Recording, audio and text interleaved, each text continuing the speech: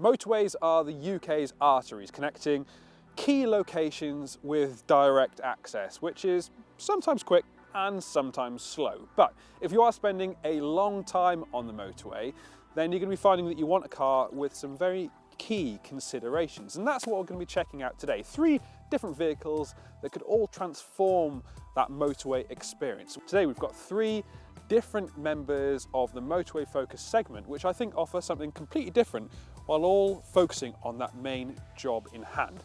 We've got the Citroen C5X, a car which comes with a true focus on comfort, courtesy of some clever suspension and some very well padded seats.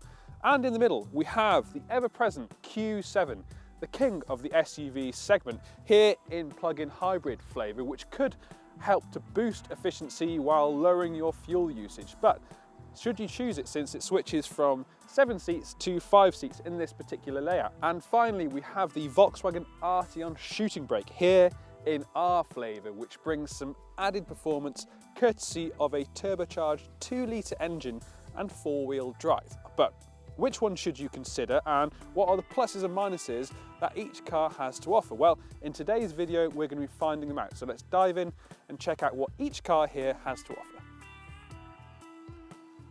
Compared with the C5X and the Arteon shooting brake, the Q7 brings that kind of traditional SUV stance that we've all become accustomed to nowadays. It's upright, it's boxy, and it's very noticeable as a true Audi. Of course, you've got those massive 4 rings set within the large front grille. Overall, it's a design that we've become quite used to, and it's quite nice to have an almost traditional looking SUV in this day and age of cars that are trying even harder than ever before to stand out, sometimes at the detriment of the overall way that they look. The design of the C5X aims to incorporate some themes from crossovers, from estate cars, and from SUVs, all tied together into a car which I think actually looks really good. Highlights include the floating roof and the full-width grille, which ties into the Citroen logo. Around the back, there's the oddly designed rear section, which, though adding a little bit of drama to the C5X design, does mean that you don't get a rear wiper, and also eats into the boot space by making it slightly shallower. Against the Q7 and the C5X, the Arteon combines the look and feel of an estate car with the long saloon wheelbase. When you see it in the flesh, it's a very impressive vehicle. This one in lapis blue looks particularly stand out, and I like the fact that it's got a smattering of chrome features which help to distinguish themselves against the blue areas. Of course, this being the R version, we've also got some additional blue extras like the calipers. The interior of the Q7 is made to a very high standard, and it's just what you'd expect from a large premium SUV. The dual screen setup, as it has been in so many other Audis, is very intuitive and responsive to your inputs, and it's also the case in terms of the virtual cockpit, which is both clear to read and also good in terms of adjustability. You can toggle through different menus and different screens easily. Rear seat space is good. There's plenty of legroom and plenty of headroom for those people sat behind the front passengers. But because this is a plug-in hybrid, it isn't available with 7 seats. So you could argue that one of the Q7's main plus points has been taken away. In terms of boot space, you're getting 650 litres, which is down the 770 litres that you'd get in this standard Q7 with the rearmost seats folded down. So there is quite a penalty for opting for this plug-in hybrid. You really need to consider whether or not you want the electric-only running that this powertrain brings, or you want the extra versatility and spaciousness that you'd get from a standard diesel or petrol version.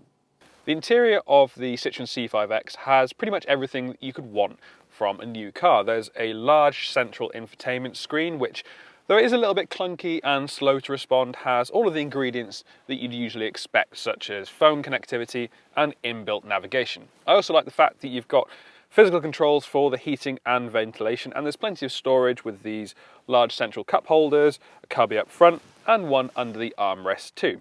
It must be said that these seats are very comfortable. Citroen has put a big amount of effort into making its cars really comfortable, and that comes through with these well-supportive seats. In the back, there's a decent amount of legroom, and that heavily raked roofline does start eating into headroom, so taller passengers might find it a little bit of a squeeze. In the boot on this plug-in hybrid model, you've got 485 litres of boot space, And that's less than the 545 litres that you'll find in the regular C5X model. So if you don't need that electric only running and you'd rather more boot space, then make sure that you opt for one of those instead. The Arteon has the kind of fit and finish level that you'd expect from a Volkswagen. Everything is put together really nicely, and I like the fact that you've got a combination of a large screen but proper buttons underneath for the heating and ventilation rather than having them integrated into the display itself. The steering wheel has a nice shape to it too, and though the slightly haptic style buttons on the steering wheel aren't all that intuitive, they do give you a range of good functions to cycle through. These ergo comfort seats that you get on this particular Arteon are a standout feature too. They're very comfortable, as the name would imply.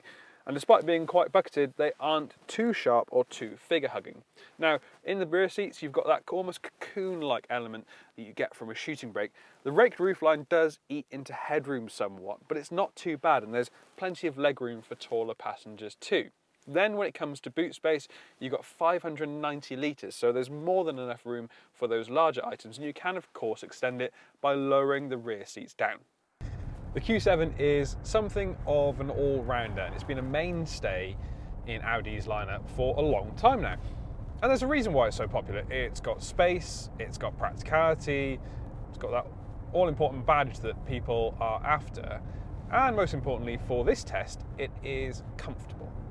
This car in particular is riding on air suspension, but even standard Q7s deliver a very refined ride for what is still a large, heavy car.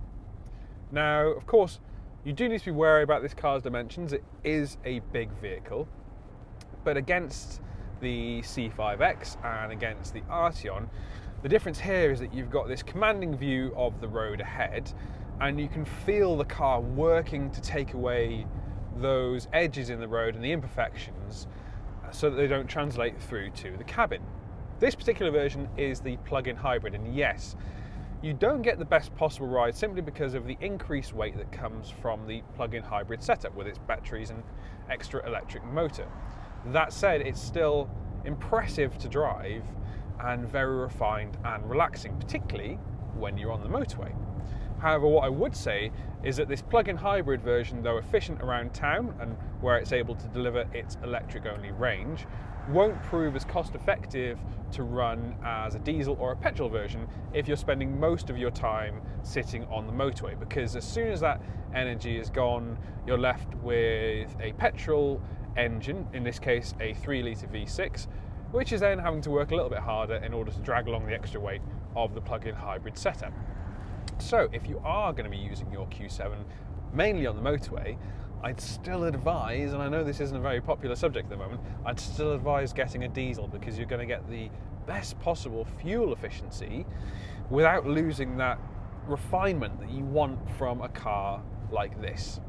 Plus, there are loads of Q7s available at the moment, so it's worth checking it out on Motors, whether or not there's a car that might fit the bill for you. The Q7 is, of course, a very good used buy. Citroen has put a huge and renewed emphasis on comfort in its cars, and it feels like a return to form for the French company, a company which has always been known for making pillowy soft cars that take the edge out of everyday driving, and that's what you want really, isn't it? And the C5X is a true extension of that. The suspension in this car has been designed specifically to take the worst of the imperfections out of the road, and then you couple that with these really pleasantly cushioned seats, and you get a car which does, in truth, feel very relaxing to drive.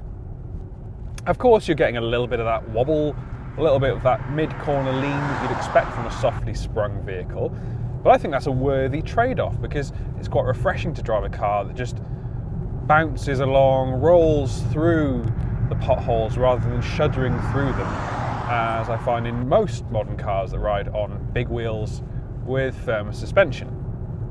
This one that we're driving today is the plug-in hybrid version. That means you get a 1.6 litre turbocharged petrol engine linked to a small electric motor and a reasonably sized battery.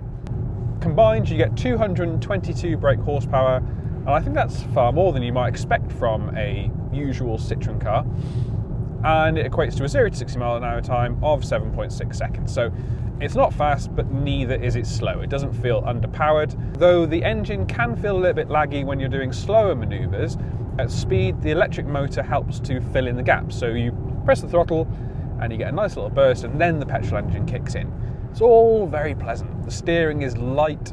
My visibility is reasonably good up front, though the less said about the rearward visibility, the better. It's pretty narrow because of that strange spoiler and the overall design of the car. Now, Citroen say that you could get up to 282 mpg from this car in plug-in hybrid setup, but as we all know, those plug-in hybrid figures, they're not all that realistic. You'd have to be spending your entire time running on electric power alone in order to get anywhere near them. Interestingly, when running without any battery power at all, which is how we are now, we're completely depleted of battery, we're relying on that 1.6 litre engine alone, I'll be getting around 30 mpg, which is some way off 282 miles to the gallon. So what I would think long and hard about is whether or not you're going to be doing shorter distances more often, in which case this plug-in hybrid is going to make those fuel savings far more obvious. But if you're doing longer journeys, such as when you're on the motorway, which for this shoot is most important, then I'd be leaning towards one of the more regular setups and putting aside this plug-in hybrid, because you just won't get the same level of efficiency over a long trip, simply because you won't be able to charge it up while you're driving. Against the Q7 and the C5X, the Arteon would provide something of a middle ground in this grouping, I'd say. It carries on a long tradition of shooting brakes, which are designed to offer practicality, spaciousness and comfort in one package that can devour long distance journeys, and the Arteon is just that. Key to this experience, in this car particularly, is the dynamic chassis control, because it allows you to completely tweak the level of ride refinement and ride quality that you're getting from the car. So in its stiffest setting, you can max it out, and that would be more when you're driving in a spirited manner, or if you wanted to take this on track. But I can't imagine many people would take their Arteons on track. However, put it in its most comfortable setting, right at the other end of the scale, and this car really impresses when it comes to ride quality. Now, of course, the elephant in the room is that this is the R version of the Arteon, which of course gets the 2-litre turbocharged petrol engine that we're all familiar with from the Golf R, and that gives this car loads of performance and a good degree of acceleration too. But in this context, it's still very good on the motorway, and it settles down to an impressively refined ride and a cruise, and it just takes those miles and doesn't transfer too much of the discomfort from the road into you.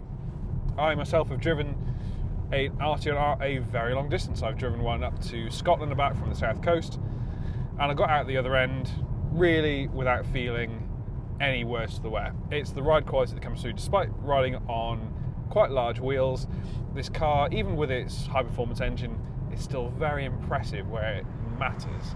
Of course, you can get the Arteon with a plug-in hybrid, a regular petrol and a diesel engine, and in fact older Arteons with a diesel engine and the dynamic chassis control represent not only a great deal, because you can find ones with reasonable mileage on for a good price, but an absolute warrior when it comes to motorway driving. As we've touched upon, motorway driving requires some special features from each car in order to take away some of the aches and strains that you get from a long time spent behind the wheel. The Q7 does just that. It's refined, it's comfortable, and in plug-in hybrid setup here, it's very efficient, but maybe not on the motorway. In those instances, I'd be leaning towards a diesel or a petrol version for the best possible long distance efficiency. The Arteon, meanwhile, feels like the kind of car that you could fill up and use to spend thousands of miles behind the wheel without a moment's notice. It's a true all-rounder, and it's got loads of boot space to go with it. But the Citroen C5X is a real surprise here. Its comfort-focused suspension completely elevates it above the other cars here in terms of outright comfort.